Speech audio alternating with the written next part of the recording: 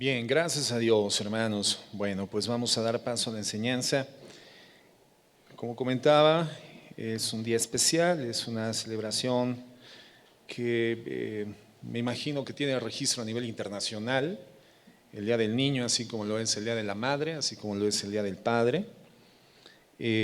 Supongo que también eso tiene un alcance internacional, pero al menos para nosotros, en nuestro país, nos da la oportunidad, como Iglesia de Jesucristo, de versar sobre esta temática tan importante, hermanos, que son precisamente nuestros hijos. Y el tema del día de hoy tiene por título El mejor regalo para nuestros hijos. El mejor regalo para nuestros hijos. Y no hay duda que el mejor regalo que podemos darles, que podemos legarles, es la instrucción, es la educación, es la crianza dentro del concepto, el contexto bíblico, escritural.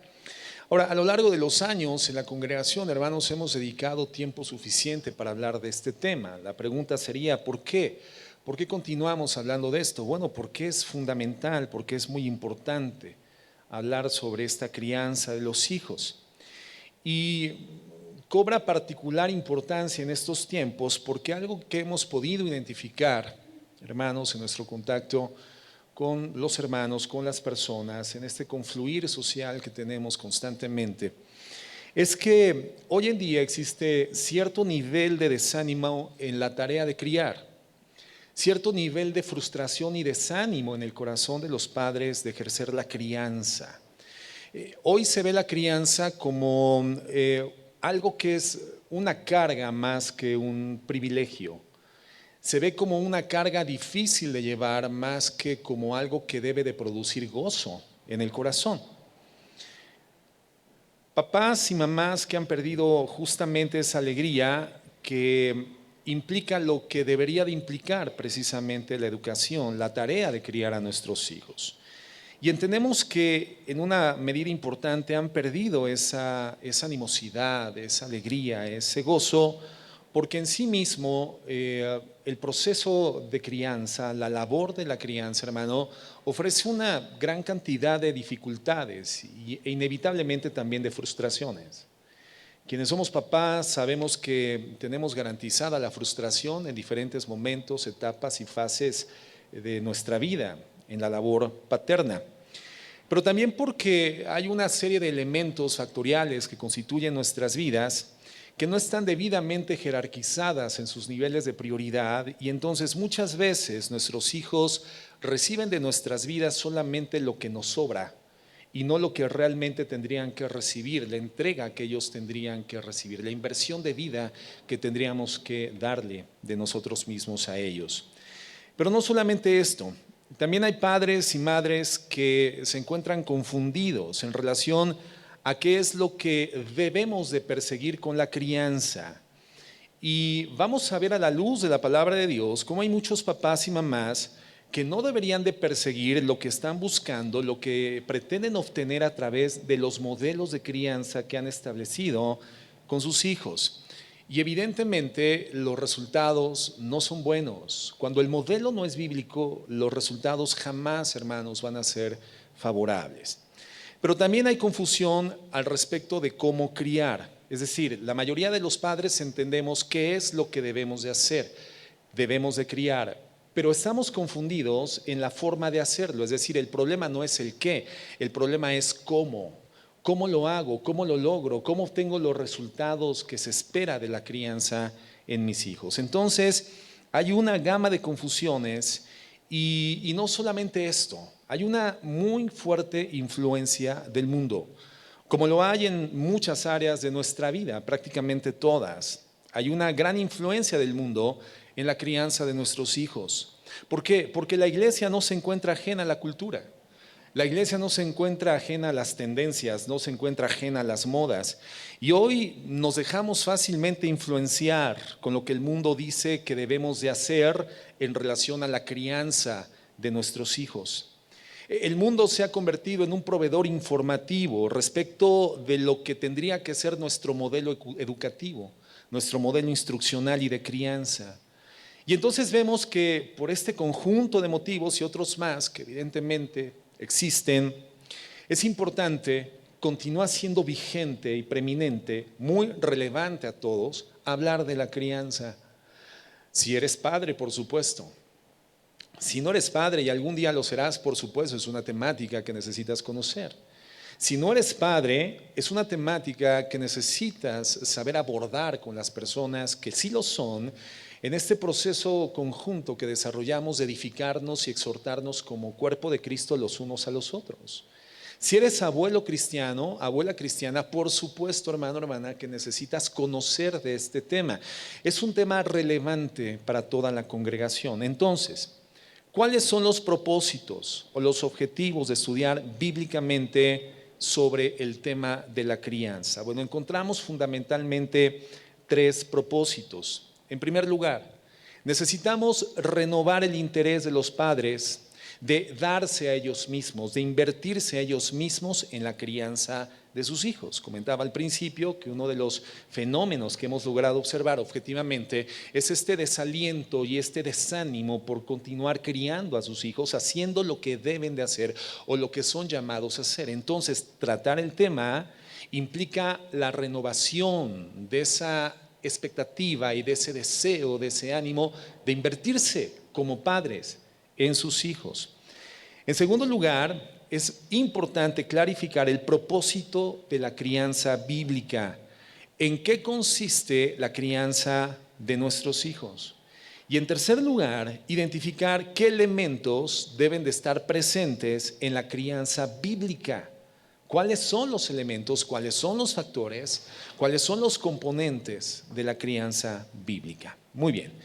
Vamos a hacer una especie de diagnóstico y quiero que veamos en qué se basa la gente para criar a sus hijos habitualmente. ¿Cuáles son los elementos, cuáles son los fundamentos que la gente de manera frecuente, de manera habitual o cultural, adopta para establecer un modelo, digámoslo así, de crianza hacia sus hijos? Y la primera base o plataforma de la crianza es precisamente eso, hermanos, la cultura.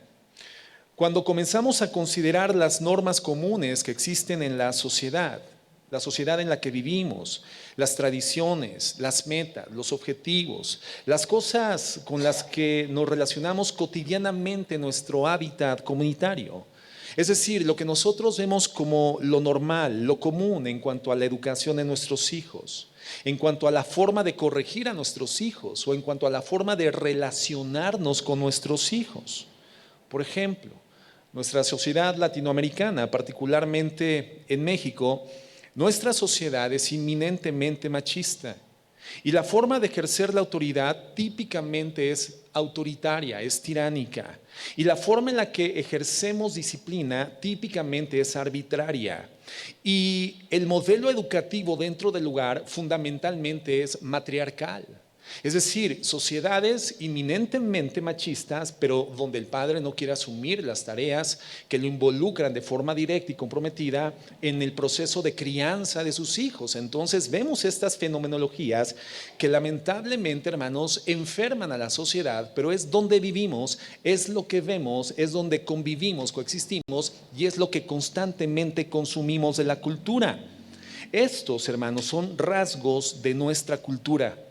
Y a veces nosotros reproducimos esos mismos rasgos porque es lo que estamos viendo o es en lo que crecimos, es la información que tenemos, la norma que se sigue, y la cultura termina muchas veces dándole forma a la manera de criar, a la manera de educar. Otra base u otra plataforma de crianza es lo que heredamos de nuestros padres. Y por cuanto lo heredamos y forma literalmente nuestro factor inminente o inmediato de cultura y de aprendizaje, entonces simplemente lo reproducimos o lo aplicamos en nuestra crianza como padres. Y concluimos, bueno, es que así me educaron a mí. Es que cuando yo contestaba, mis papás me daban un golpe en la boca. Es que mi papá y mi mamá me hablaban así, me trataban de esta manera. Y pensamos que el modelo que heredamos debe de ser reproducido por nosotros porque, bueno, finalmente resultó con nosotros. Y entonces no lo cuestionamos y simplemente lo aplicamos, simplemente lo desarrollamos. Pero no siempre el modelo que heredamos, a pesar de que estamos relativamente bien, ninguno de nosotros está muerto. O sea, en alguna forma, de manera relativa, el modelo que heredamos dio cierto nivel de resultado. Pensamos que es el modelo adecuado y lo aplicamos tal como lo heredamos de parte de nuestros elementos educativos, instruccionales, de nuestros padres. Entonces tenemos a la cultura como una plataforma para muchas personas, tenemos la herencia familiar como otra plataforma para otras personas y tenemos también la información. ¿Qué significa esto? Bueno, esto implica utilizar un modelo porque he sido convencido teóricamente o por las evidencias. Y en este modelo podemos encontrar el modelo bíblico, por ejemplo. Es el modelo que yo adopto porque me lo han enseñado en el proceso de mi caminar en la vida. He confluido con diversas perspectivas filosóficas, instruccionales, y entonces en algún momento me fue enseñado este modelo, lo comparé, lo contrasté y consideré por sus evidencias o por sus resultados que efectivamente era algo que debía de aprender para poder aplicar. Me presentaron resultados, vi las conveniencias, lo adopté y lo apliqué. Y como te digo, dentro de este modelo encontramos el modelo bíblico que se nos presentó a nosotros a través de la palabra de Dios, e independientemente de la cultura o de lo que heredamos de nuestros padres, adoptamos el modelo de la palabra de Dios como la plataforma de crianza. Pero también en esta categoría de la información encontramos muchos otros modelos que se ofrecen como efectivos, modernos, novedosos, y en realidad no son efectivos, pero también convencen a muchas personas, por lo que aparentemente ofertan en resultados, en evidencias, y entonces se terminan adoptando estos modelos que vienen del ámbito de la información.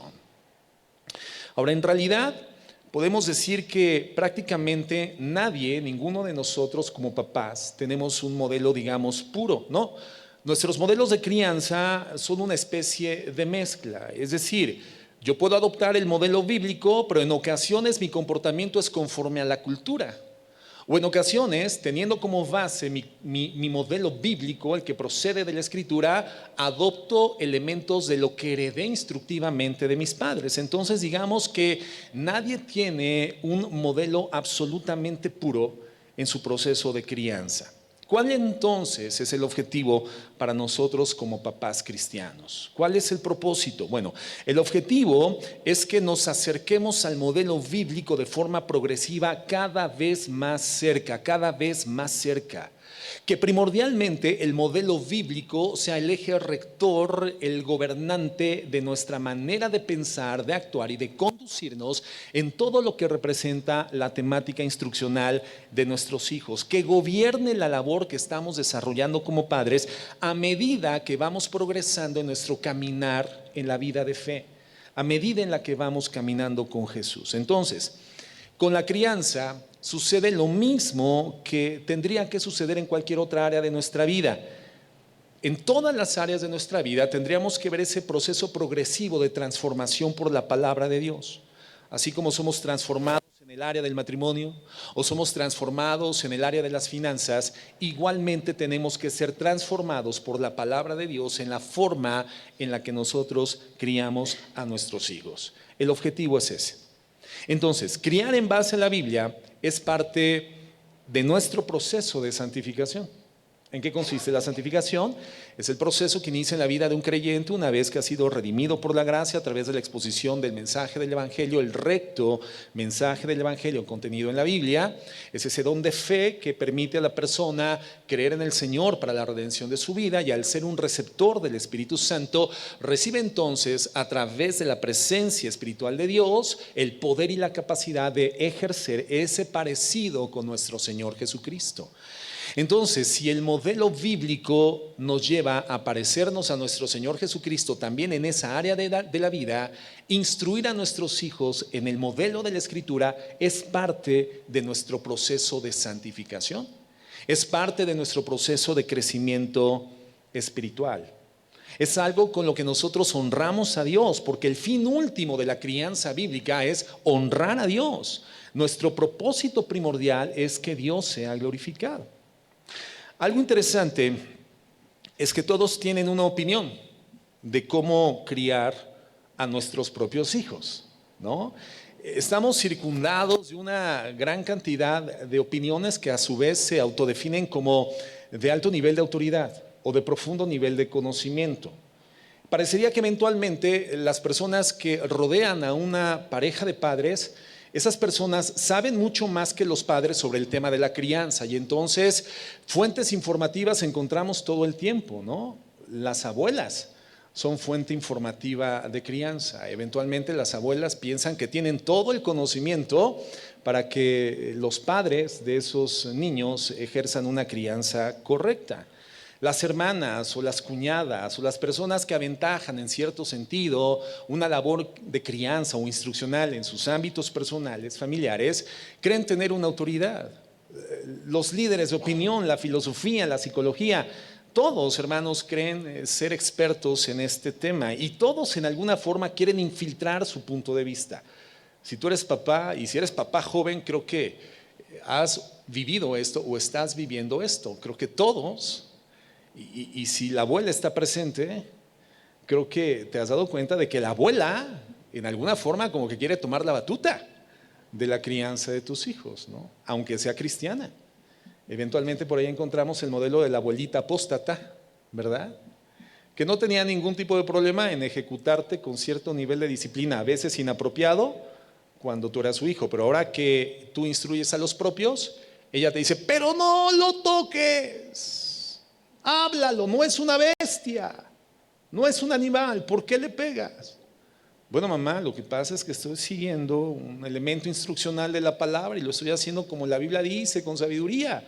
Sí, pero tú eres inteligente y el niño también. Y entonces tienes a las abuelitas apóstatas que en muchos sentidos terminan infiltrando perspectivas que nada tienen que ver con la palabra de Dios. Pero de repente todos se sienten autoridad en el tema de la crianza. Y la idea entonces es justamente esto, hermanos, saber bien, muy bien, lo que implica criar teniendo como plataforma y modelo la Biblia. Muy bien.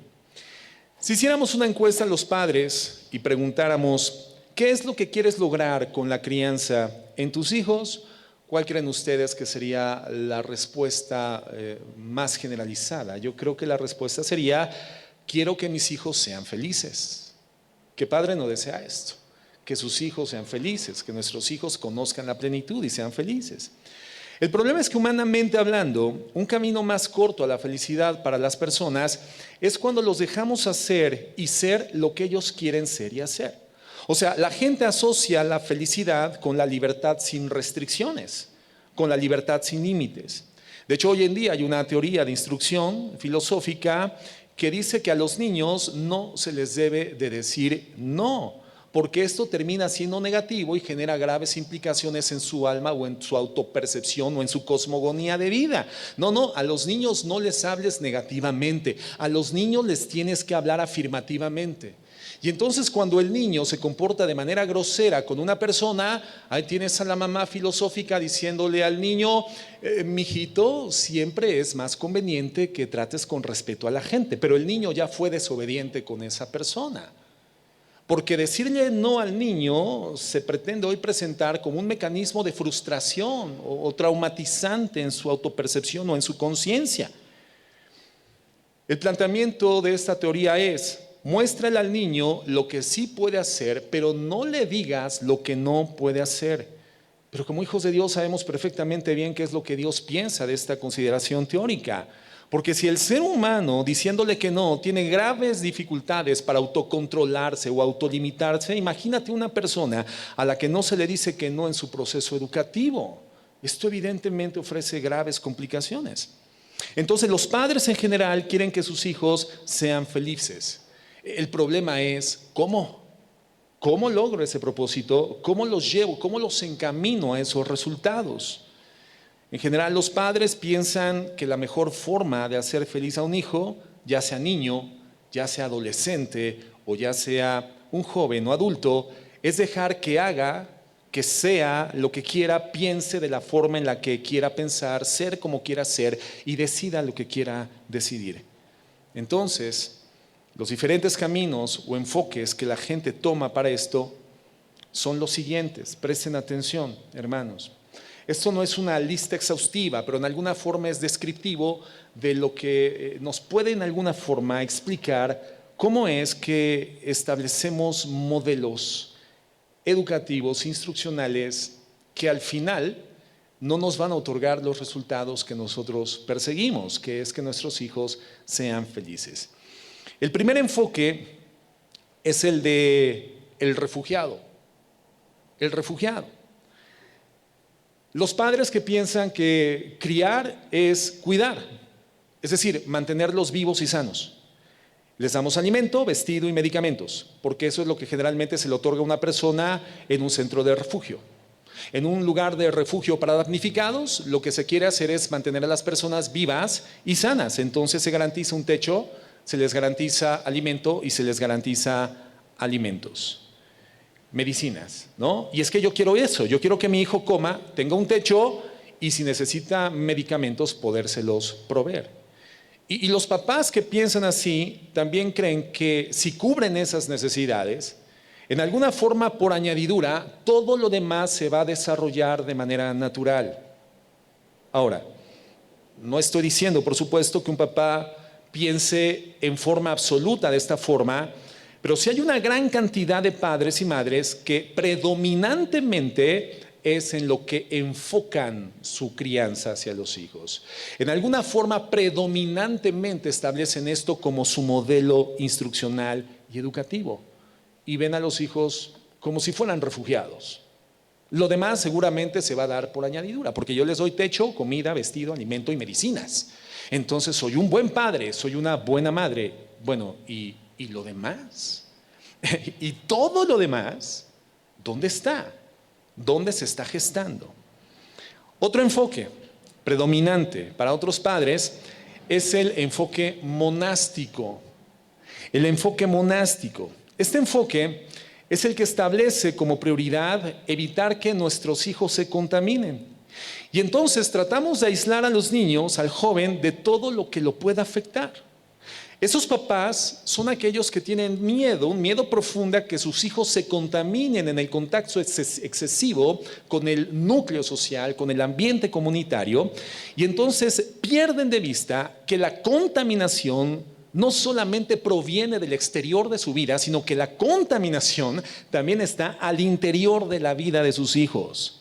Es decir, no solamente contamina lo de afuera, sino que dentro de nuestros hijos hay suficiente contaminación de origen. De origen. Hay muchos padres que se concentran en esto, en evitar,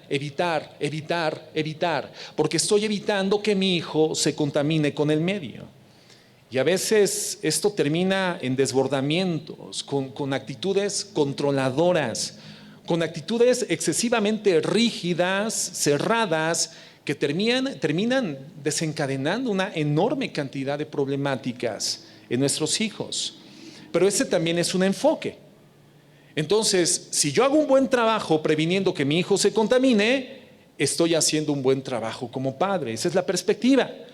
Y el enfoque monástico puede aislar al niño o al joven de las influencias externas, pero no logra ninguna victoria efectiva contra el corazón pecaminoso de nuestros hijos. El enfoque monástico no tiene el poder de transformar el corazón de nuestros hijos. De hecho, puede ser contraproducente porque el hijo va a llegar en un momento del avance de este procedimiento del modelo educativo monástico en donde se va a sentir injustamente tratado, injustamente limitado y restringido. El resultado puede ser completamente contraproducente. ¿Me estoy explicando, hermanos? Pero el enfoque monástico es otro enfoque, que continuamente vemos que hay padres que están adoptando en la manera de instruir a sus hijos. Otro enfoque es el administrativo. Enfoque administrativo. Bueno, sí, yo mantengo a mi hijo, yo trabajo para que ellos tengan lo que necesitan, pero que sean otras personas quienes lo cuiden y lo eduquen porque lo pueden cuidar y lo pueden educar mejor de lo que yo podría hacerlo. Entonces, si lo puedo llevar a una actividad y a otra actividad y a otra actividad y a otra actividad, bueno, otros saben mejor que yo y entonces ese trabajo y esa labor va a ser más eficaz a través de otros, pero yo lo mantengo, pero yo cubro esos gastos. Y eso es justamente, hermano, lo que hace un gerente administrativo en una empresa. busca la mejor persona para que pueda desarrollar el trabajo. Eso es lo que hace un gerente, ¿cierto? ¿No? Un buen gerente lo que hace es equiparse de los mejores especialistas, los más hábiles vendedores, los más hábiles productores, los más hábiles negociantes, los más hábiles conocedores de las temáticas fiscales, para que en esas áreas de expertise puedan en conjunto desarrollar un buen trabajo administrativo. Entonces hay papás que ven este modelo administrativo como el que tienen al alcance. Yo los mantengo, yo hago lo necesario, pero que otros se encarguen precisamente de eso. Incluso la iglesia. A veces los padres piensan que los responsables de la educación y formación espiritual de los hijos es la iglesia. No, es que la iglesia debería de tener mejores programas infantiles. No, es que, bueno, la iglesia tendría que llamar a mis hijos, porque ahora resulta que mis hijos ya no quieren venir a la iglesia. La iglesia tendría que hacerse cargo de eso. ¿Has escuchado esto, hermano? Lo vemos con una frecuente regularidad. Y ese es el tipo de problemas que justamente, hermanos, no competen a la iglesia, sino a las familias.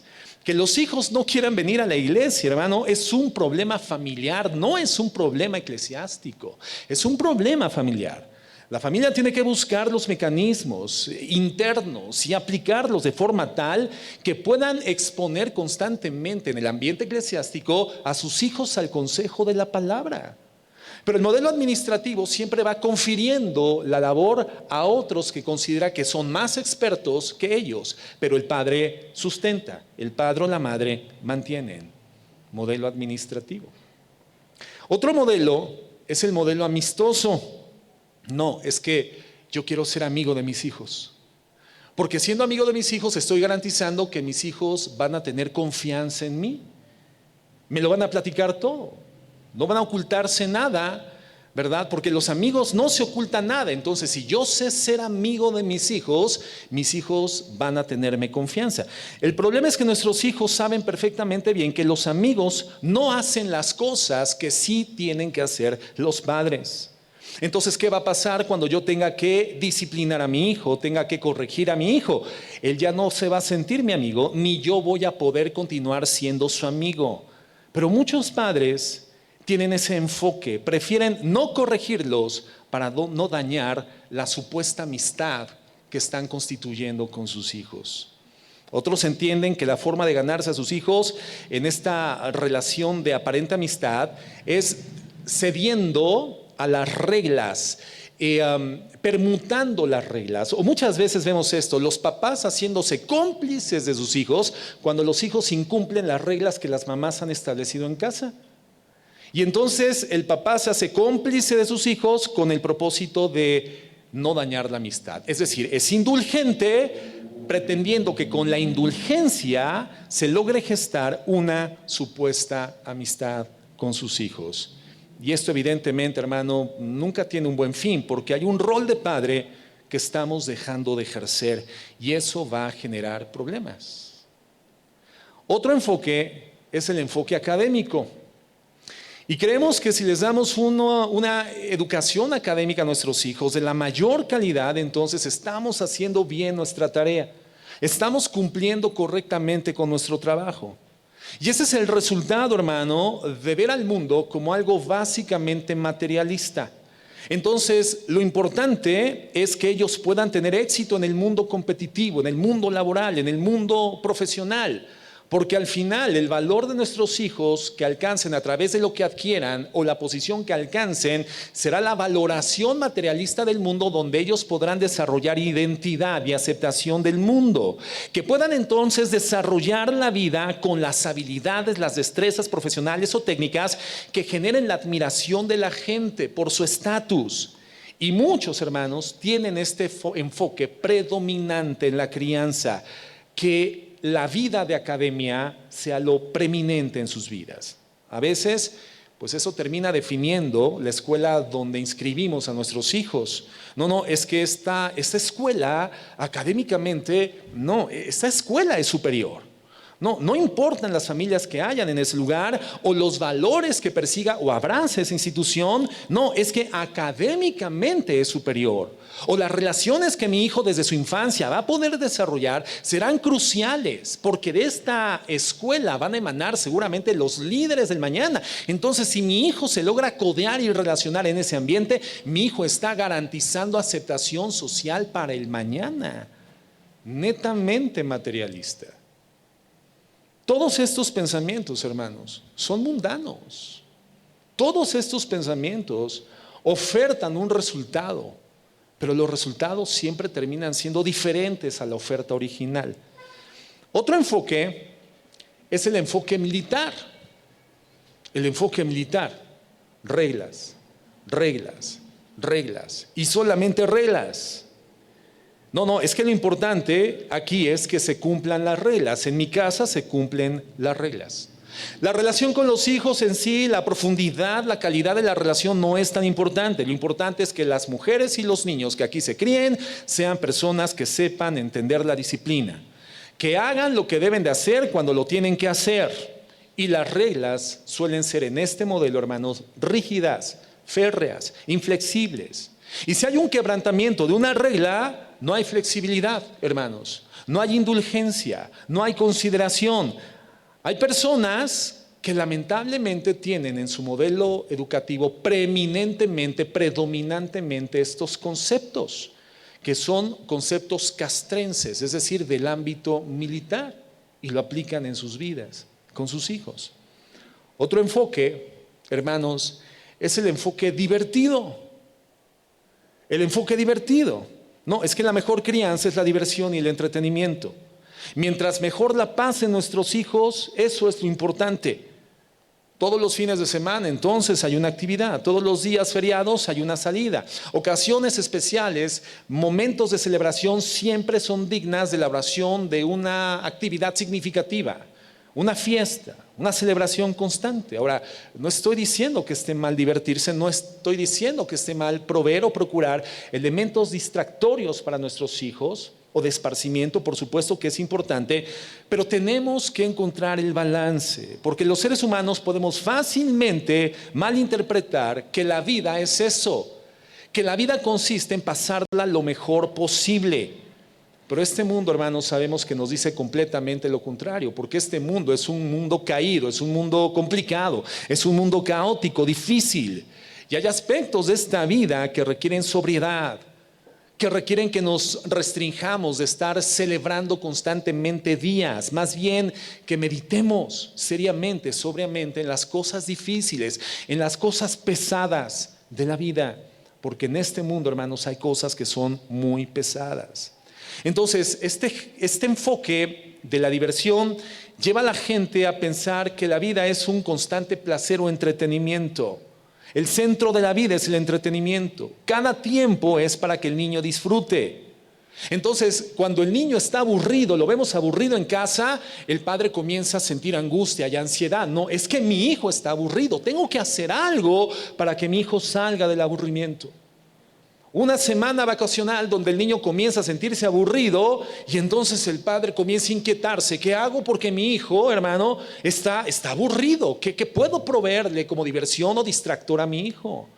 Hermano, cuando muchas veces el aburrimiento es una especie de semilla que nos puede llevar a cultivar en nuestros hijos la creatividad,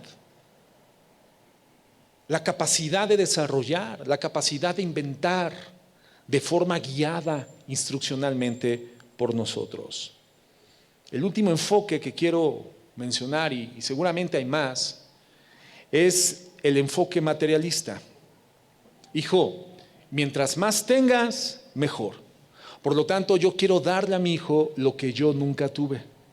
Yo quiero que mi hijo disfrute de aquellas cosas que en mi infancia fueron carencias y que creo que por la ausencia de las mismas, la ausencia del disfrute de esas cosas, que yo veía que otros disfrutaban, pero yo no, se gestó una deficiencia en mi alma y yo no quiero que mis hijos sean deficientes. Entonces quiero darle a mis hijos lo que yo no tuve.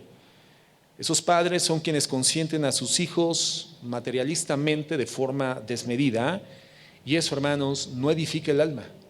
Eso no construye el alma. Las cosas que son esencialmente primordiales, importantes, no son construidas con un enfoque materialista. El materialismo lleva a pensar que la vida se trata de los bienes, y el Señor Jesucristo en Lucas 12:15 dice que la vida del hombre no consiste en la abundancia de bienes que puede llegar a poseer. Este enfoque termina haciéndonos más materialistas, ¿no? Nos permite de manera muy sencilla dar las cosas en vez de darnos a nosotros mismos. Ese es el engaño del materialismo. Cuando estamos ejerciendo la crianza como padres, es más fácil darle a mi hijo las cosas que darme a mí mismo a mi hijo. Entonces, el darle las cosas a los hijos es una especie de comodín para no tener que lidiar con las dificultades de la crianza. Entonces, para no relacionarnos con la crianza de nuestros hijos, les damos lo material para callarlos, para tenerlos entretenidos o para tenerlos tranquilos. ¿Alguien se identificó con alguno de estos modelos de crianza? Bueno, a juzgar por la reacción de algunos de ustedes, creo que en alguna medida, ¿no?, encajamos en esto. La idea es que podamos justamente, hermanos, descontaminar nuestra idea de lo que es la crianza de todos estos enfoques, porque todos estos enfoques son mundanos, terrenales. No tienen otro objetivo sino el aquí y el ahora, la gratificación inmediata de corto plazo. Y que comencemos a desarrollar el enfoque bíblico, que evidentemente es el enfoque divino de lo que es la crianza. Ahora, la realidad es que la crianza es algo muy complicado, pero a su vez es definido por la Biblia como algo muy sublime, extraordinario, glorioso, incomparable. Y quiero que vayamos ahí justamente al verso que leíamos ahorita en la presentación de los niños, Salmo 127, verso 3. Fíjate lo que la palabra de Dios habla y define claramente sobre la crianza. Dice lo siguiente: he aquí, don del Señor son los hijos. Esa traducción, que es la Reina Valera, si no me equivoco, dice herencia, pero yo estoy leyendo la traducción de la Biblia de las Américas. Y es básicamente lo mismo, porque una herencia es la transmisión de un derecho, de un dominio por el que no tuviste que pagar, simplemente lo recibes como una gracia. Un don es la asignatura de una gracia y por lo tanto no tiene un costo que haya mediado la obtención del mismo. Entonces, don y gracia en ese sentido son conceptos sinónimos, ya sea que diga don o que diga gracia. Mira, ahí dice don. He aquí, don del Señor son los hijos, y recompensa es el fruto del vientre. Como flecha en la mano del guerrero, así son los hijos tenidos en la juventud. Bienaventurado el hombre que de ellos tiene llena su aljaba, no será avergonzado cuando hablen con sus enemigos en la puerta. Fíjense por favor, hermanos, lo que para la Biblia, para la Escritura, representan los hijos. La Biblia utiliza la palabra don, herencia, recompensa. El versículo 5 dice que el estado del hombre que recibe hijos de Dios es de bienaventuranza, es un hombre bienaventurado. Por lo tanto, es un hombre que debe de sentirse muy dichoso y muy feliz. Debe de recibir a los hijos como lo que es, una gracia, es un don de parte de Dios. Eso es lo que la Biblia piensa de los hijos cuando son entregados a unos padres. Esa es la perspectiva bíblica, hermanos. Es la expectativa que tendríamos que tener vigente, constante y en desarrollo de nuestros propios hijos, si ya los tenemos, o de los hijos que en algún momento es factible que tengamos si es que aún no experimentas la paternidad. O sea, si esta no es la perspectiva que tú tienes sobre lo que representa ser papá, recibir hijos, entonces tu perspectiva es enteramente mundana y es muy factible que el enfoque y el modelo que implementes para la crianza de tus hijos igualmente sea un enfoque mundano. Y entonces, por cuanto para ti los hijos son una carga difícil de llevar, involucra una gama diversa de dificultades, complicaciones y constantemente frustraciones, entonces yo prefiero ver a mis hijos como refugiados. Al final yo trabajo por ellos, no les falta vivienda, pastor. Todos los días comen, visten y todos los días cuando tienen requerimientos yo les llevo medicinas. Entonces tienes a tus hijos como en un refugio. o la perspectiva materialista, o la perspectiva administrativa, o la perspectiva militar, o la perspectiva del disfrute y la diversión. No, es hasta que nosotros logramos ser permeados por lo que la Biblia dice y representan los hijos en la vida familiar, cuando entonces comenzamos a identificar que hay un diseño. Si los hijos son herencia de Dios, si una herencia o un don es la transmisión de un derecho y de un dominio sobre algo que originalmente no es mío, pero me es otorgado para que entre bajo mi esquema administrativo, entonces yo tengo que verlo como aquel que me da el don o la herencia lo ve para que le dé el resultado que aquel que me la entrega está esperando de mi labor instruccional, de mi proceso de crianza. Yo tengo que ver, si soy un padre, a mis hijos como un regalo, como un don, como una extraordinaria herencia. ¿Qué visión, entonces, hermanos, nos da la Biblia de lo que es tener un hijo? Esta visión maravillosa. Hoy en día tener hijos ya no es tan popular. Se ha vuelto complicado porque tener hijos cada vez es más costoso, ¿cierto o no? Cuando comenzamos a hacer ciertos cálculos sobre el costo que requiere cubrir las necesidades elementales, por ejemplo, de los bebés, los pañales, la leche, las toallas húmedas, ¿no? Los jabones especiales, porque la piel del niño es delicada y no cualquier detergente tiene que ser hipoalergénico y cosas así, y luego ya le compraste la ropita, pero resulta que la siguiente semana ya no le queda, los pies le quedan afuera del mameluco, ¿no? Las manos ya le salen desmedidamente y entonces es gasto tras gasto tras gasto, y lo que involucra tener hijos hace que esto comience a entrar en demérito en la percepción del corazón de los padres, y entonces hoy no es tan popular ser papá, es complicado, es costoso, involucra muchas cosas. Y vemos, por ejemplo, en los países que se definen socioculturalmente o económicamente más desarrollados, los países de Europa del Norte, Canadá, por ejemplo, que la paternidad es algo que ya ha entrado prácticamente en desuso, y son países que gradualmente se están haciendo más viejos, porque los matrimonios han decidido ya no tener hijos, o bien tener hijos en edades más avanzadas, más adelante, o simple y sencillamente la gente prefiere tener mascotas a tener hijos. ¿Qué nos deja ver esto?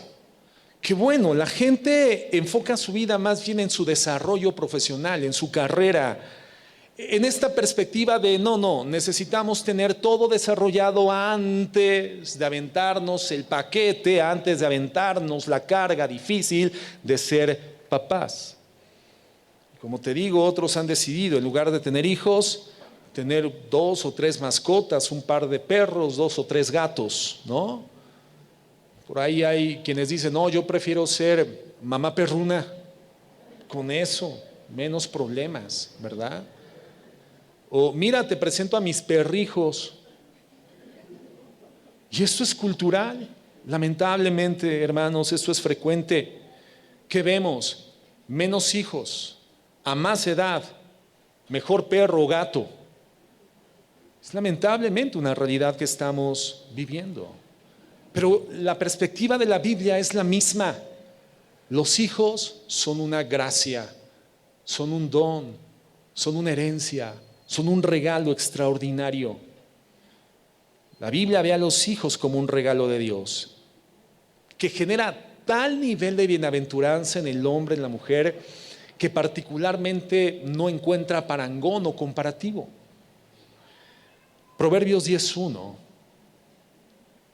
Fíjate cómo lo constata la Escritura en sí misma. Dice, el hijo sabio alegra al padre. Obviamente eso involucra involucrarnos de manera seria en el proceso instruccional de nuestros hijos, pero el resultado de una crianza correcta es fuente de alegría. La vía, el canal, el conducto por vía del cual voy a ser bienaventurado, voy a ser lleno de alegría en mi corazón, son los hijos. Cuando estoy ejerciendo correctamente el modelo bíblico educativo. El hijo sabio alegra al padre, pero el hijo necio es tristeza para su madre. Proverbios 23:24 dice, El Padre del justo se regocija. ¿Qué significa regocijarte? Regocijo es sinónimo de llenura de alegría, llenura de satisfacción, llenura de gozo. Quiere decir entonces que los hijos fueron diseñados originalmente por Dios con esta proposición o con esta facultad. Pueden ser utilizados directamente por Dios como un canal de satisfacción, de gozo y de felicidad para aquellos padres que están haciendo su labor de manera justa. El Padre justo se regocija en gran manera y el que engendra un sabio se alegra en él. El que engendra un sabio, no, pastor, es que yo no corrí con suerte, yo engendré este necio duro de cerviz, pastor. Yo engendré este terco, no le entra. Mire, por eso yo digo, la letra con sangre entra, pastor, como dice la Biblia. ¿En cuál? Pues, ¿qué Biblia estás leyendo? No, es que la Biblia dice el que engendra. Pues a nosotros nos tocó engendrar esto, pastor, o a este. No. La Biblia está diciendo que el Padre justo se encarga de engendrar la genética. Se encarga de engendrar sabiduría en la vida de sus hijos. No es que naturalmente esto se vaya a dar, es que tú tienes que invertirte en el modelo bíblico esencial para que puedas tener como resultado esto, el nacimiento de la sabiduría en el corazón de tus hijos, el nacimiento de una perspectiva justa sobre tus hijos. Proverbios 29:17 dice: corrija a tu hijo y te dará descanso y dará alegría a tu alma. ¿Te das cuenta? ¿Qué son los hijos para Dios? La Biblia nos da la información precisa. Son un conducto, son una vía, son un canal de gozo y felicidad para la vida de los padres. ¿Cierto o no? Quienes somos papás podemos dar testimonio de que el gozo de nuestros hijos termina siendo nuestro propio gozo y eventualmente uno de los más grandes gozos. Yo no me explicaba esto. Cuando veía a mi madre con esa sensación, ese sentir de orgullo sano, de satisfacción profunda, cuando mis hermanas y yo alcanzábamos ciertas metas, ciertos logros, algunos reconocimientos, y veíamos a mi madre con esa felicidad como si fuese ella quien estuviese siendo reconocida. Es algo que no puedes entender ni explicarte sino hasta que eres padre. El gozo de tus hijos se convierte en tu gozo. La satisfacción de tus hijos se convierte en tu satisfacción. La realización de tus hijos se convierte en tu realización, aun cuando esto represente tu sacrificio. Yo te voy a dar un ejemplo. Hermano, a mí el pollo en sus diversas presentaciones culinarias es uno de mis platillos favoritos, particularmente la pechuga. Bueno, resulta que cuando mi hija Valeria nació y comenzó a desarrollarse y comenzó a desarrollar el proceso de masticación y comenzó a apetecer el pollo como uno de sus platillos favoritos, resulta que no todo el pollo, sino que lo que le gustaba era la pechuga, la pierna no, las alitas no, el muslo menos, la pechuga le encantaba. Para mí no representaba ningún problema porque cuando ella tenía 2 años, 3 años de edad, 4, 5, 6 años de edad, pues ella se comía un cuarto de mi pechuga y no había ningún problema. Yo me seguía comiendo la pechuga. El problema es cuando mi hija comenzó a cobrar más edad y ya se podía terminar una pechuga completa y entonces yo tuve que dejar por bastantes años, tuve que dejar de comer pechuga porque la pechuga era para mi hija Valeria.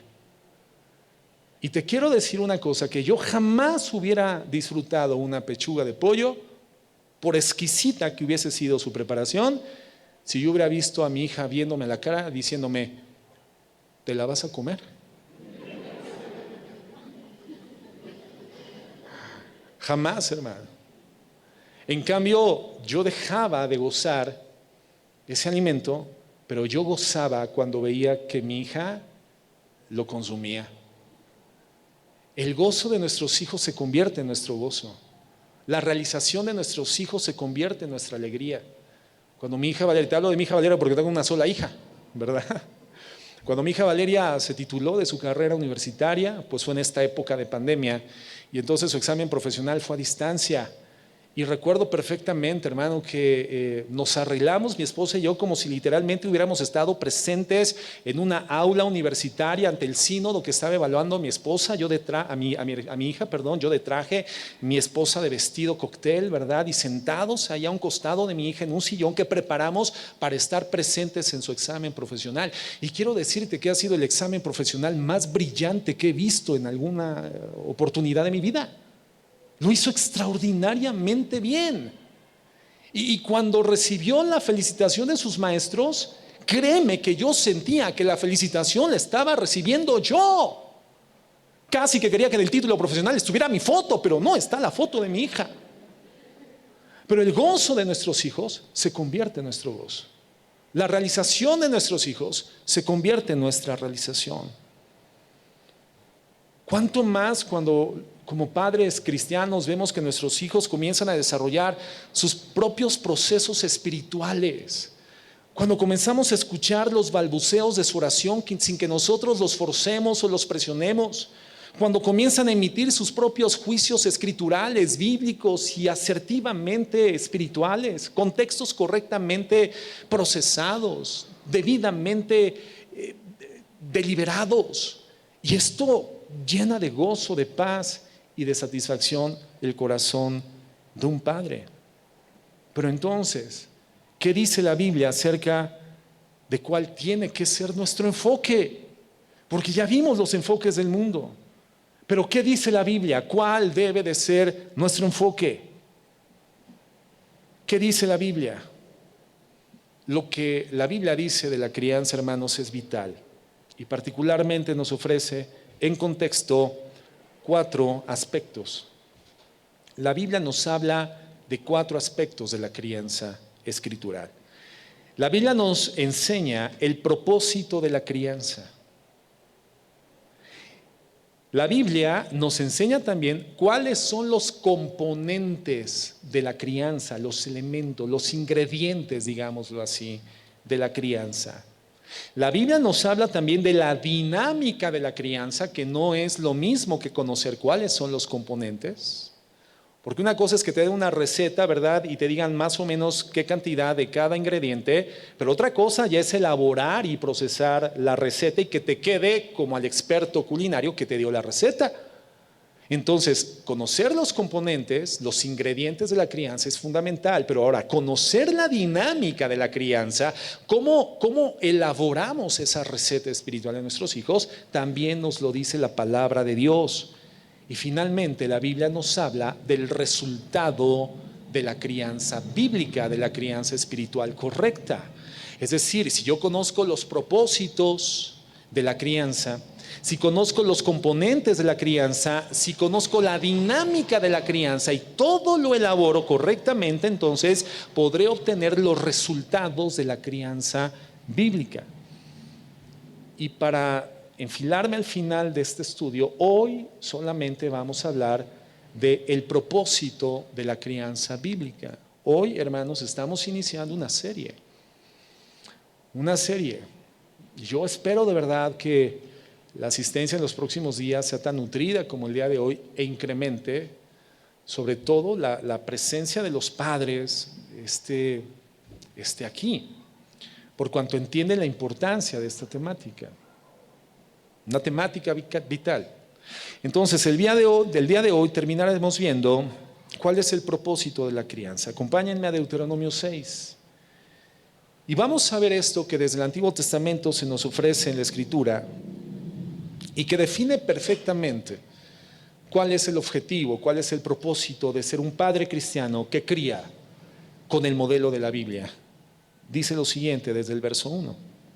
Es una lectura que podría parecer larga, sobre todo si estamos habituados a leer solamente un par de versos al día. Ese es nuestro estudio bíblico. Bueno, hoy vamos a leer un poco más. Fíjate lo que dice. Estos pues son los mandamientos, los estatutos y los juicios del Señor, que el Señor vuestro Dios me ha mandado que os enseñe para que los pongáis por obra en la tierra que vais a poseer. ¿Te das cuenta? Aquí todavía no entran en la tierra prometida. Ellos ya vagaron por el desierto muchos años. Están a punto de entrar a la tierra prometida y el Señor, antes de que ingresen, les dice cuáles son los mandamientos que deben de conocer y poner en práctica para poder entrar y poseer la tierra que les había prometido. Dice, para que temáis al Señor tu Dios, guardando todos sus estatutos y sus mandamientos que yo te ordeno, tú y tus hijos y tus nietos, todos los días de tu vida, para que tus días sean prolongados. Escucha pues, oh Israel, y cuida de hacerlo, para que te vaya bien y te multipliques en gran manera en una tierra que emana leche y miel, tal como el Señor, el Dios de tus padres, te ha prometido. Escucha, oh Israel, el Señor es nuestro Dios, el Señor uno es. Amarás al Señor tu Dios con todo tu corazón, con toda tu alma, con todas tus fuerzas.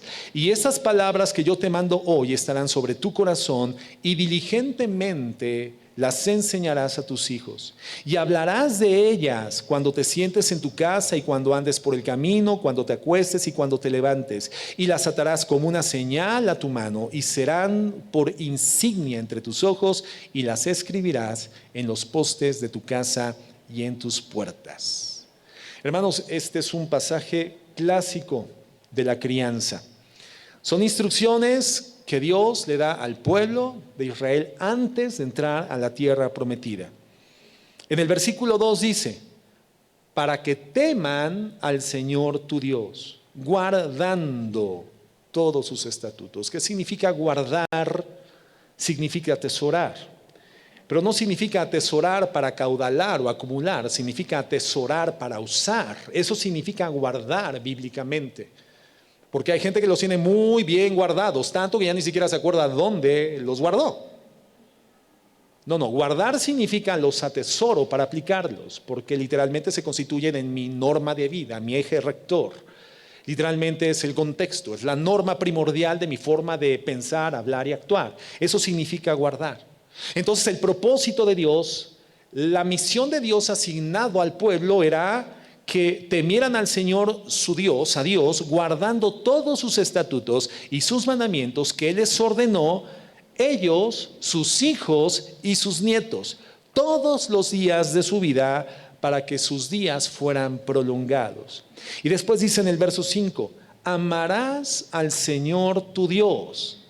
El Señor habla de guardar mandamientos y estatutos. ¿Cuáles son esos mandamientos? Y el Señor responde, amarás al Señor tu Dios con todo tu corazón, con toda tu alma y con todas tus fuerzas. Y recuerden, hermanos, que a quien amamos nos sujetamos. El amor establece una vinculación de esclavitud, pero la esclavitud que el Señor nos otorga o en la cual nos confina por causa de su gobierno soberano, una vez que conocemos a Jesucristo, es una vinculación, es una esclavitud en el fundamento del amor, en el fundamento de la libertad, aun cuando esto parezca una antítesis o una contradicción. El Señor nos hace suyos para hacernos libres. Nos sujetamos a quien amamos y por lo tanto este es el mandamiento que tenía que prevalecer en ellos, en sus hijos y en sus nietos. Amarás al Señor tu Dios con todo tu corazón, con toda tu alma y con todas tus fuerzas. Verso 6. Y estas palabras, ¿cuáles? Estas que son preeminentes por encima de cualquier otra premisa filosófica o cualquier otra enseñanza que le puedan dar a sus hijos, a sus nietos, esta es la enseñanza. Estas palabras que yo te mando hoy estarán sobre tu corazón y diligentemente las enseñarás a tus hijos. Entonces, de acuerdo a este pasaje, ¿qué es lo que tenemos que hacer con nuestros hijos? Enseñarlos. Enseñar a nuestros hijos quién es Dios, que amen a Dios, que obedezcan a Dios y confíen en Dios. Ahora, por supuesto, hermanos, eso no excluye que tenemos que cuidarlos, que tenemos que alimentarlos, que tenemos que vestirlos, que tenemos que proveerles cierto nivel de diversión y esparcimiento, que tenemos que formarlos académicamente y que alcancen a ser lo mejor que puedan ser académicamente.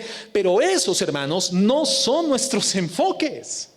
Esos no son nuestros enfoques. Esa no es nuestra prioridad. Son cosas importantes, pero nuestra prioridad es que conozcan, que amen y que obedezcan a Dios. Esa es la prioridad. de la instrucción, del modelo instruccional bíblico, de la crianza bíblica. Que amen a Dios, que conozcan a Dios, porque ¿cómo van a poder conocer a alguien a quien no conocen? Que conozcan a Dios, que amen a Dios, que confíen en Dios, porque ¿cómo podrán confiar en alguien a quien no conocen? Que conozcan a Dios, lo amen, confíen en Él y lo obedezcan. Entonces, según este pasaje, ese es el propósito de la crianza, que mis hijos lleguen a amar a Dios. Por eso el Señor me llama a ser diligente en esto. Y en el verso 7 dice esto: y diligentemente, es decir, sin pérdida de tiempo, haciéndolo de manera expedita, les enseñarás esto, que deben de amarme por sobre todas las cosas, y se los vas a enseñar y les vas a hablar de estas cosas cuando te sientes en tu casa, cuando andes por el camino, cuando te acuestes y cuando te levantes. Diligencia en el cumplimiento de esta proposición divina para los padres hacia sus hijos. Algo muy parecido, hermanos, encontramos en el Salmo 78. Vamos ahí al verso 1, por favor. Y prestemos atención. El Señor dice ahora: escucha, pueblo mío, mi enseñanza.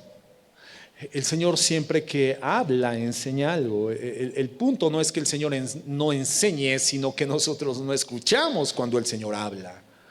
A veces nuestra urgencia es: yo quiero que Dios me hable, yo quiero que Dios me hable. Es más, ¿quién quiere que Dios le hable, hermano? ¿Quién quiere que Dios le hable? Yo quiero que Dios me hable. Pero Dios no deja de hablar. Dios habla constantemente, continuamente, cotidianamente. Su palabra está abierta, está expuesta, está iluminada al Hijo de Dios por vía del Espíritu Santo, se encuentra accesible. Dios habla. El problema no es si Dios habla o si Dios deja de enseñar cuando habla. Dios siempre que habla enseña. El problema es si tú y yo escuchamos. Por eso el Señor inicia con este exhorto, esta llamada de atención: escucha, pueblo mío, mi enseñanza. Inclinad vuestro oído a las palabras de mi boca. ¿Qué significa inclinar el oído? Que prestas toda la atención, que escuchas con inteligencia, que no solamente oyes, escuchas con atención y con inteligencia. En parábolas abriré mi boca, hablaré proverbios de la antigüedad, que hemos oído y conocido y que nuestros padres nos han contado. No lo ocultaremos a sus hijos, sino que contaremos a la generación venidera las alabanzas del Señor, su poder y las maravillas que hizo. Porque Él estableció un testimonio en Jacob y puso una ley en Israel, la cual ordenó a nuestros padres que enseñaran a sus hijos, para que la generación venidera lo supiera, aun los hijos que habían de nacer, y estos se levantaran y lo contaran a sus hijos, para que ellos pusieran su confianza, en Dios, y no se olvidaran de la obra de Dios, sino que guardaran sus mandamientos. ¿Para qué? Para que no fueran como sus padres, una generación porfiada y rebelde, generación que no preparó su corazón y cuyo espíritu no fue fiel a Dios. Entonces, ¿cuál es la idea? ¿Qué es lo que debemos de hacer con nuestros hijos, hermanos? Debemos de hacer nuestro trabajo, una labor para que ellos conozcan las obras de Dios, sepan lo que Dios ha hecho y entonces confíen en Dios.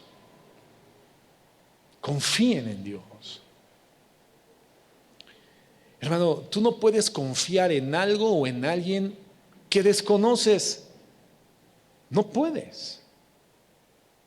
Si tú eres alpinista y te entregan una soga de naturaleza delgada y te dicen: comienza a escalar, ¿verdad?, esta cima escarpada con todas sus complicaciones y riesgos, y esta soga va a ser lo suficientemente fuerte para sostenerte, tú no confías, a menos que tengas conocimiento de cuáles son las características, la resistencia, las pruebas que se han hecho con esta soga y que resiste por lo menos un peso más grande que el que tú tienes.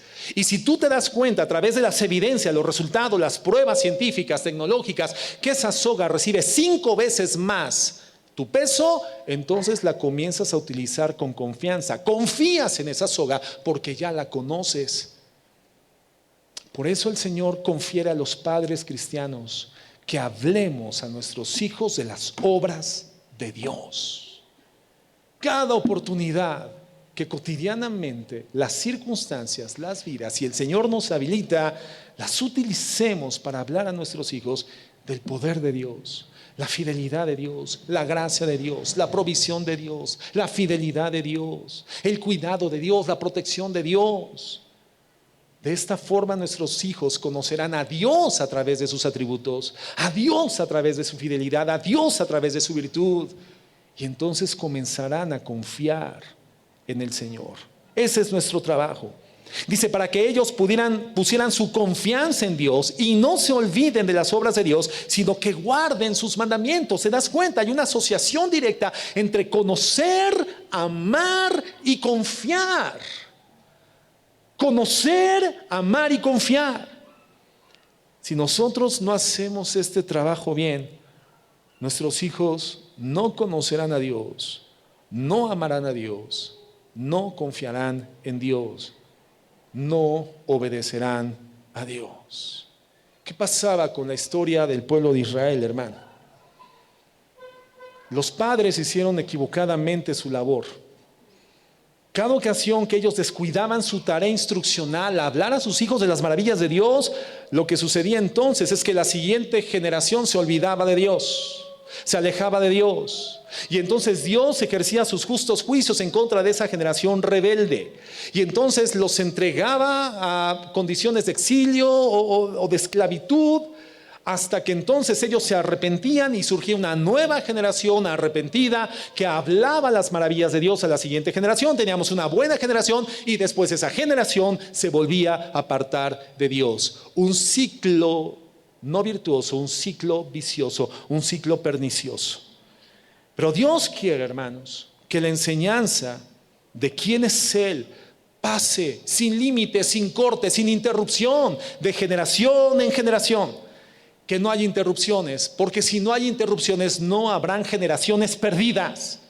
Dios no quiere generaciones perdidas. Dios quiere una herencia, una generación para Él, una generación de hijos que sirvan a su nombre, que le sirvan a Él. Fíjate lo que dice Proverbios 3:5. Confía en el Señor con todo tu corazón y no te apoyes en tu propio entendimiento. Reconócele en todos sus caminos y Él enderezará tus sendas. Reconócelo en todos sus caminos y Él va a enderezar tus sendas. Este verso 6 en la Nueva Traducción Viviente dice lo siguiente: busca su voluntad en todo, busca su voluntad en todo lo que hagas y Él te mostrará el camino que debes de tomar. Ahora, eso es un mensaje, hermano, completamente contracultural hoy en nuestros días. Porque hoy lo que se les suele decir a los jóvenes, a los niños es: tú puedes lograr, mijo, usted puede lograr lo que usted quiera. Usted puede alcanzar todo lo que se proponga, mijo. Y la Cheyenne, pa. No, usted puede lograr todo lo que se proponga, mijo. Esa es la perspectiva cultural que permea la mente y el corazón de nuestros hijos. Yo lo puedo lograr. Aquellos que están primordialmente enfocados en ese equivocado y lamentablemente con ignorancia de los padres, pero perverso modelo educativo. Usted puede lograr, mijo, todo lo que usted quiera. Pero la Biblia dice, Proverbios 3:5, confía en el Señor con todo tu corazón y no te apoyes en tu propia prudencia. No te apoyes en tu propio entendimiento. Porque esta, hermanos, es una perspectiva realista de la vida. Es una visión realista de la vida. ¿En qué sentido?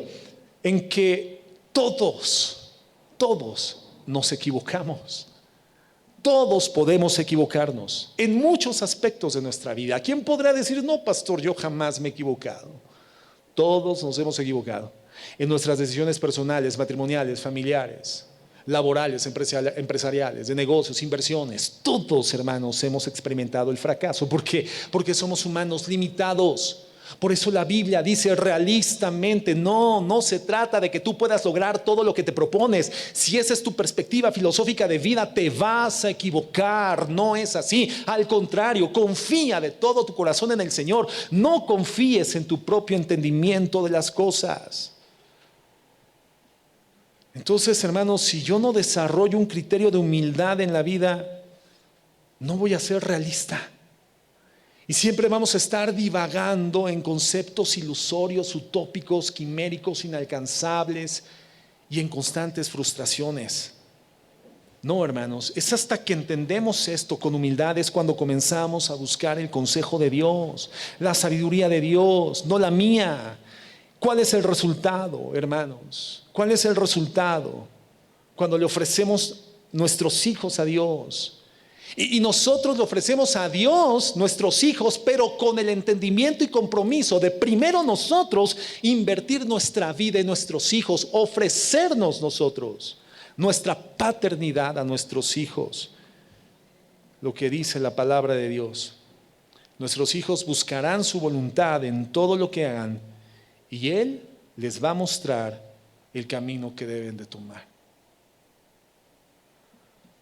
Proverbios 1:7 dice: el temor del Señor es el principio de la sabiduría. Los necios desprecian la sabiduría y la instrucción. Entonces, ¿dónde comienza el sabio a ser sabio, hermano? ¿Dónde está el inicio de la vida de sabiduría? Porque hay gente que es inteligente, hermanos, pero no gente sabia. El sabio bíblicamente es la persona que vive según Dios, según Dios.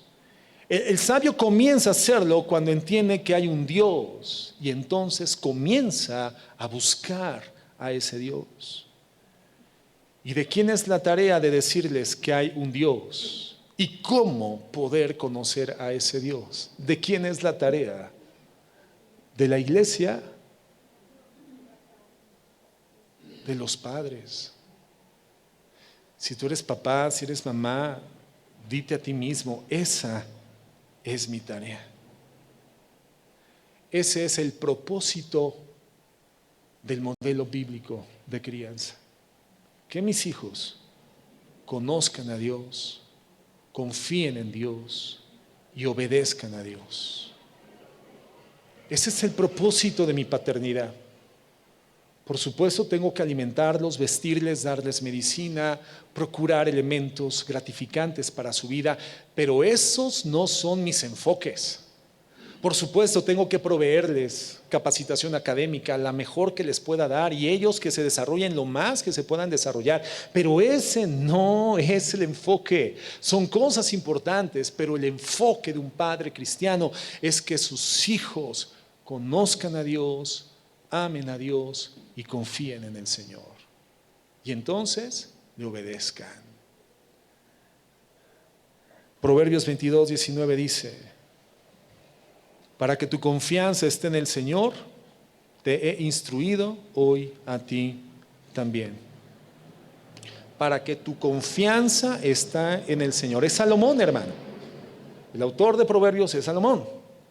Y Salomón aquí está instruyendo a su hijo, que está en el proceso educativo, en el proceso de crecimiento y de maduración de su conciencia, su capacidad de discernir lo bueno de lo malo. Y le dice entonces claramente: para que tu confianza esté en el Señor, te he instruido hoy a ti también. Sin instrucción sobre nuestros hijos no confiarán en Dios. Ese es el propósito, es el nodo, es la médula, es la esencia, hermano. Sigue viendo a tus hijos como un grupo de refugiados en tu casa, como chechenos o como centroamericanos transitando, ¿verdad?, por México, donde se les han provisto medios de subsistencia. ¿Qué es lo que se quiere con los migrantes que pasan por México? Pues que vivan y estén sanos, y se les da comida y alimento y vestido. Bueno, sigue viendo hacia tus hijos. Tú no los estás instruyendo. Tus hijos no confiarán en el Señor. Sigue transfiriendo administrativamente. No es que hay quien lo pueda hacer mejor que yo, pero yo pago para que me lo instruya. Tú eres un buen gerente. Tú tendrías que ser el gerente de una empresa, pero en tu casa no eres un gerente. Eres llamado a ser un padre, una madre. Tú tienes que instruirlos para que ellos confíen en el Señor. Esa es la tarea. Entonces, si nos damos cuenta, Deuteronomio, el Salmo 78, los Proverbios, cuando hablan de los hijos, la idea es que conozcan al Señor, pongan su confianza en Él y que le amen. Ese es el propósito de la crianza. Y hay algunos componentes naturales propios de la vida. Esto, alimentarlos y demás, pero no es el enfoque. Ese es el enfoque bíblico de la crianza. El objetivo es criar hijos que hagan, que amen, que teman, que crean, que confíen, que conozcan a Dios, que hagan conforme al propósito, el precepto, los estatutos y los mandamientos de Dios. El objetivo es criar hijos que conozcan a Cristo y que hagan de su fe en Dios su prioridad máxima. Que la relación que ellos establezcan por su personal redención en Cristo con Dios sea su prioridad en la vida. Que esa relación con Dios los define en esta tierra. Que vivan como siervos de Dios, de manera voluntaria y de manera consagrada, de manera entregada. Ese es el papel de los padres, guiar a los niños para que comprendan la obra de Dios, pero para que también se articulen, contribuyendo, avanzando la obra de Dios. Transmitir virtud cristiana, bíblica, de nuestra generación a la siguiente generación. ¿Qué puede ser más grande, hermanos, en la vida de nuestros hijos? ¿Cuál es el regalo más grande que le podemos dar a nuestros hijos? El conocimiento de Dios, que les va a llevar a amar a Dios y confiar en Dios.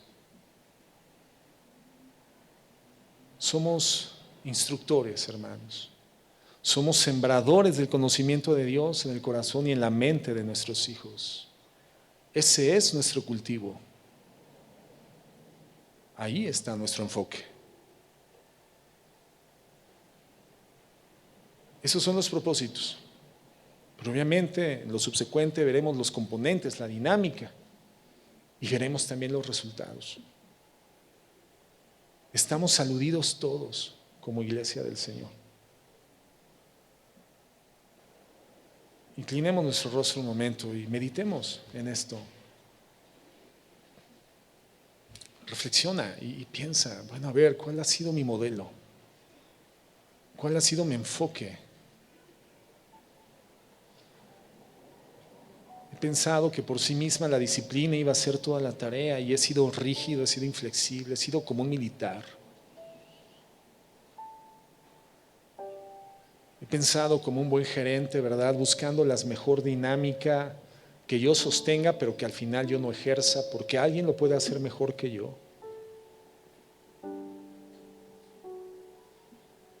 Pienso que tenerlos entretenidos la mayor parte del tiempo es mi labor primordial. Pienso que lo más importante es que seamos amigos y por eso acepto complicidades, hago concesiones para no dañar nuestra amistad.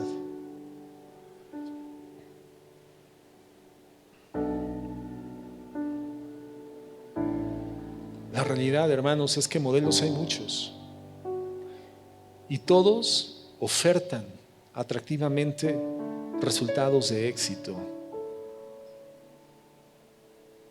pero no es así.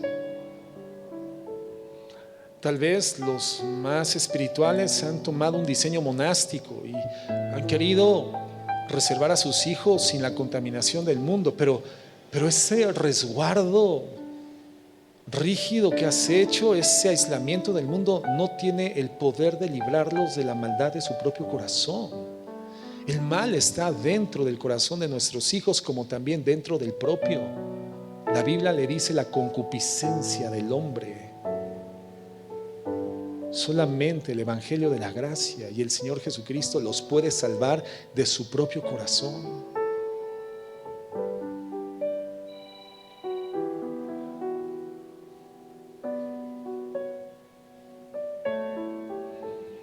Tal vez tu rol ha sido el académico, ¿no? La mejor escuela, la mejor instrucción, las mejores relaciones. Eso los va a llevar al éxito. No, les voy a dar todo lo que yo no tuve para que ellos disfruten lo que yo no disfruté. Bueno, la vida del hombre no consiste en la abundancia de bienes que puede poseer. Aunque ganares todo el mundo, ¿qué recompensa dará tu hijo por su alma? Todos son enfoques mundanos. Señor, todos son enfoques terrenales. Mi Dios, gracias. Porque al menos hoy ha quedado ratificado que el enfoque, los propósitos de la crianza bíblica es que mis hijos te conozcan. Eso es lo relevante, que ellos te conozcan.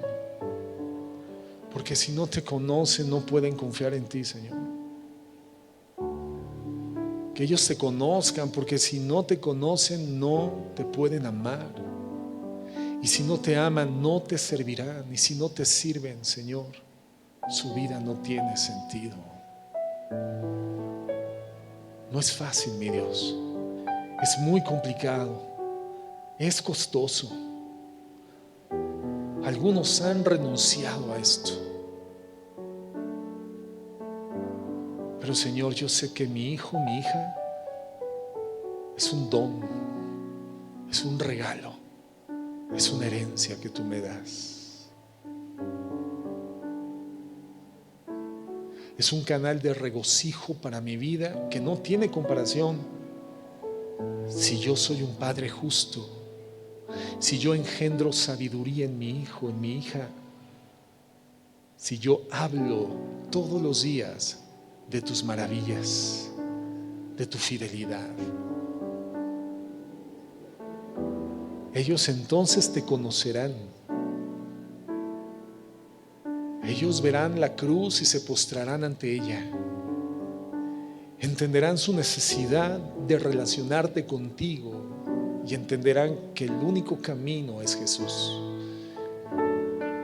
que con sus brazos extendidos y su sangre derramada abrió un camino, tendió un puente a través del que podemos comunicarnos, y solamente a través de Él. Y entonces, mi Dios, te buscarán de todo su corazón, te amarán, confiarán en ti y te servirán. Gracias, mi Dios, y ayúdanos